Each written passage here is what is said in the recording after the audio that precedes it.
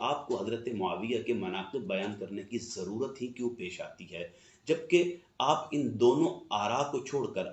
اہل سنت کا جو منہج اور اصول ہے، جو 1400 سالوں سے چلا آ رہا ہے کہ حضرت معاویہ کے متعلق کف لسان کا حکم ہے، ہم اس حکم کو کیوں چھوڑ دیتے ہیں اور پھر ان باتوں کی طرف آ جاتے ہیں جن کی سند بھی مشکوک، متروک، موضوع یا من گھڑت اور مردود ہوتی ہے۔ ناظرین و سامعین،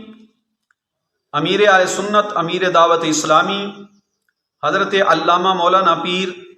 محمد الیاس عطار قادری رضوی دامت برکاتہم العالیہ، آپ نے حضرت سیدنا امیر معاویہ رضی اللہ تعالی عنہ کا عرس منایا اور حضرت امیر معاویہ رضی اللہ تعالی عنہ کی فضیلت، ان کی عظمت اور شان کو بیان کیا، تو اس پر اہل سنت و جماعت کی صفوں میں چھپے کچھ رافضی ان کے پیٹوں میں مروڑ اٹھا اور انہوں نے اس پر شور شرابہ شروع کر دیا۔ ان بندوں میں سے ایک بندہ یہ منہاجی مہتاب اظہر راجپوت بھی ہے کہ حضرت صاحب نے جو حضرت امیر معاویہ رضی اللہ تعالی عنہ کی فضیلت میں حدیث پاک بیان کی، یا معاویہ تو انت منی وانا من کا، اس پر اس نے تبصرہ کیا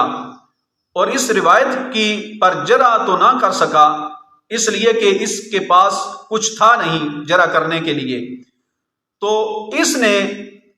یہ راہ نکالی اور تبصرہ کیا کہ آخر آپ کو کیا ضرورت پیش آئی حضرت امیر معاویہ رضی اللہ تعالی عنہ کے فضائل بیان کرنے کی۔ تو سب سے پہلا میرا جواب اس بندے کو یہ ہے کہ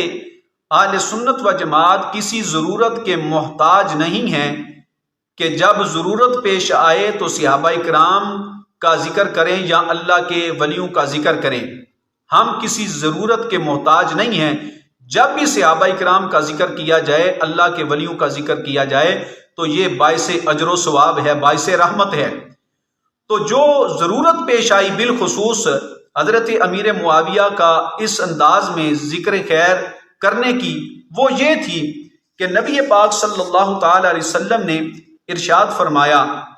امام ابن حجر مکی علیہ رحمہ نے اس روایت کو اپنی کتاب الصواعق میں نقل کیا کہ نبی پاک صلی اللہ علیہ وسلم نے ارشاد فرمایا کہ جب فتنے یا بدعتیں ظاہر ہوں اور میرے صحابہ کرام کو برا بلا کہا جائے تو اس وقت عالم پر لازم ہے کہ وہ اپنے علم کا اظہار کرے، یعنی صحابہ کرام علیہم رضوان کا دفاع کرے۔ تو سرکار نے فرمایا کہ اگر عالم دین میرے صحابہ کا اس وقت فتنے کے وقت دفاع نہ کرے گا، سرکار نے فرمایا فعلیہ لعنۃ اللہ والملائکۃ والناس اجمعین، تو اس عالم پر جو میرے صحابہ کا دفاع نہ کرے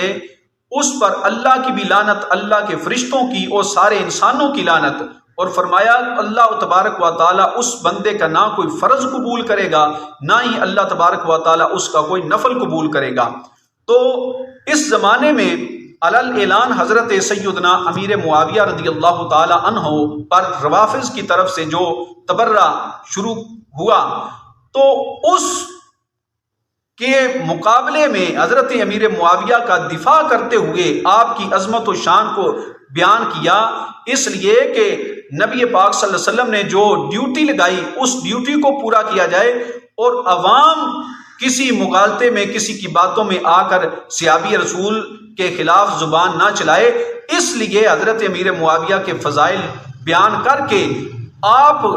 حضرت امیر معاویہ کی عظمت اور شان سے لوگوں کو آگاہ کیا کہ یہ جلیل القدر صحابی ہیں، ہرگز ان کے بارے میں زبان نہ کھولنا۔ تو یہ ضرورت پیش یہ آئی کہ جو منصب سرکار صلی اللہ علیہ وسلم نے جو ڈیوٹی لگائی تھی اس ڈیوٹی کو پورا کیا۔ تو پھر اس نے کہا کہ اہل سنت و جماعت نے حضرت امیر معاویہ رضی اللہ تعالی عنہ کے بارے میں کف لسان یعنی زبان کو بند رکھنے کا حکم ارشاد فرمایا ہے، اور اس نے دھوکہ دینا چاہا، اس نے اور اس کے نام نہاد شیخ نے طاہر القادری نے، اس نے بھی اپنے بیان میں کہا کہ حضرت امیر معاویہ کے فضائل یہ آج تم نے کہاں سے شروع کر دیے؟ اہل سنت و جماعت کے ائمہ نے تو ہمیشہ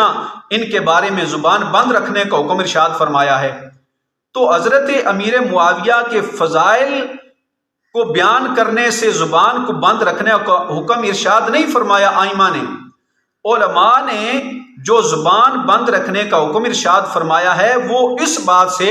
کہ حضرت امیر معاویہ اور حضرت مولا علی شیر خدا کے درمیان جو لڑائی ہوئی اس میں حضرت مولا علی کی سائیڈ لیتے ہوئے حضرت امیر معاویہ پر تان کوئی بندہ نہ کرے۔ حضرت امیر معاویہ پر تان کرنے سے زبان بند رکھنے کا علماء نے حکم ارشاد فرمایا، جو کہ احادیث کی روشنی میں تھا، کیونکہ نبی پاک صلی اللہ علیہ وسلم نے فرمایا کہ میرے صحابہ کی تعظیم کرو کیونکہ وہ تم سے بہتر ہیں۔ تو ان احادیث کی روشنی میں علماء نے فرمایا کہ کوئی بندہ حضرت مولا علی شیر خدا کی سائیڈ لیتے ہوئے حضرت امیر معاویہ پر تان نہ کرے، کیونکہ وہ صحابی رسول ہیں۔ حضرت امیر معاویہ پر تان سے علماء نے کف لسان زبان بند رکھنے کا حکم ارشاد فرمایا۔ ان کے فضائل اور مناقب کا بیان کرنے سے علماء نے منع ہرگز نہیں فرمایا۔ چند والا جات میں آپ کے سامنے اس پر پیش کرنا چاہتا ہوں۔ یہ پہلا والا جو آپ کے سامنے آپ کی خدمت میں حاضر ہے، حضرت امام احمد بن حنبل رحمہ اللہ، آپ نے اپنی کتاب فضائل الصحابہ کے صفحہ نمبر 371 پر دارالکتب العلمیہ سے جو نسخہ شائع ہوا ہے، اس کا صفحہ نمبر 371 ہے۔ اس پر حضرت امام احمد بن حنبل نے حضرت امیر معاویہ کی فضیلت کا پورا باب باندھا۔ فضائل معاویہ ابن ابی سفیان رضی اللہ تعالی عنہما، حضرت امیر معاویہ کے فضائل کا باب باندھا اور اس کے نیچے پھر حدیثیں لے کے آئے، اور ایک حدیث پاک میں آپ کے سامنے بطور برکت پڑھتا ہوں۔ نبی پاک صلی اللہ علیہ وسلم نے فرمایا کہ اللہم علم معاویہ الکتاب والحساب وقہ العذاب، اے اللہ معاویہ کو کتاب و حساب کا علم عطا فرما اور اسے عذاب سے محفوظ فرما۔ یہ حضرت امیر معاویہ کی فضیلت، آپ کی فضیلت کو بیان کرتے ہوئے حضرت امام احمد بن حنبل نے باقاعدہ باب باندھ کر حضرت امیر معاویہ کی فضیلت کو بیان کیا۔ دوسرے نمبر پر آپ کے سامنے یہ سکرین پر حوالہ موجود ہے، حضرت امام ابو عیسیٰ ترمذی، یہ صحاح ستہ میں سے ایک کتاب جامع ترمذی شریف، اس میں امام ابو عیسیٰ ترمذی علیہ رحمہ انہوں نے باب باندھا مناقب معاویہ ابن ابی سفیان رضی اللہ تعالی عنہ، حضرت امیر معاویہ کے فضیلت کے بارے میں بیان۔ تو یہ اس کے علاوہ متعدد حوالہ جات اس پر پیش کیے جا سکتے ہیں، اختصار کے ساتھ میں چند حوالہ جات آپ کے سامنے پیش کر رہا ہوں۔ یہ حضرت امام ابو بکر محمد بن حسین الآجوری رحمہ اللہ، آپ کی کتاب، اس میں حضرت امیر معاویہ رضی اللہ تعالی عنہ ان کی فضیلت کا باب آپ نے باندھا۔ کتاب و فضائل معاویہ ابن ابی سفیان، حضرت امیر معاویہ بن ابی سفیان رضی اللہ تعالیٰ عنہ کے فضائل کا تذکرہ، یہ علماء نے باقاعدہ باب باندھ کر حضرت امیر معاویہ کی فضیلت، ان کی عظمت اور ان کی شان کو بیان کیا ہے۔ اور یہ نکمہ اور اس کا وہ شیخ نکمہ یہ کہاں کی بات کو کہاں فٹ کر رہے ہیں کہ محدثین نے کہا ہے کہ حضرت امیر معاویہ کے فضائل نہ بیان کرو، اور نکمیوں حضرت امیر معاویہ کے بارے میں جو کف لسان کا حکم ہے وہ ان پر تان کے کرنے سے ہے کہ حضرت امیر معاویہ پر کوئی بندہ تان نہ کرے۔ ان کے فضائل جو ہیں وہ محدثین نے اپنی کتب میں بیان کیے ہیں، اور حضرت قاضی ایاز مالکی رحمہ اللہ، آپ نے اس حقیقت کو بالکل واضح طور پر بیان کیا ہے۔ آپ فرماتے ہیں کہ صحابہ کرام علیہم رضوان فرماتے ہیں کہ بلکہ ان کے فضائل اور مناقب، حسنات و برکات اور خصائل محمودہ کو یاد کیا جائے اور اس کے سوا دیگر امور سے سکوت و خاموشی اختیار کی جائے۔ اور پیچھے لکھ رہے ہیں کہ صحابہ کرام میں جو باہمی تنازعات ہوئے انہیں تعویل حسن اور عمدہ مخرج پر معمول کرنا چاہیے۔ صحابہ کرام کی فضیلت، ان کی عظمت اور شان کو بیان کرنا چاہیے، اور جس سے زبان بند رکھنے کا حکم ہے وہ ہے صحابہ کرام پر تان نہ کیا جائے ان کے اپنے مشاجرات اور ان کے اپنے تنازعات کی وجہ سے۔ یہ غنیت الطالبین، حضور سیدنا غوث پاک کا فیصلہ بھی سماعت فرما لیں۔ سیدنا غوث پاک فرماتے ہیں اہل سنت و جماعت کا اتفاق ہے کہ صحابہ کرام کے درمیان ہونے والے اختلافات کے بارے میں بحث و گفتگو سے گریز کیا جائے، صحابہ کرام کے حوالے سے بد زبانی سے دامن کو بچانا چاہیے، ان کے فضائل اور اوصاف بیان کیے جائیں، جیسا کہ حضرت علی، حضرت طلحہ، حضرت زبیر، ام المومنین حضرت عائشہ اور حضرت امیر معاویہ کے درمیان یہ اختلافی معاملہ جس طرح واقع ہوا،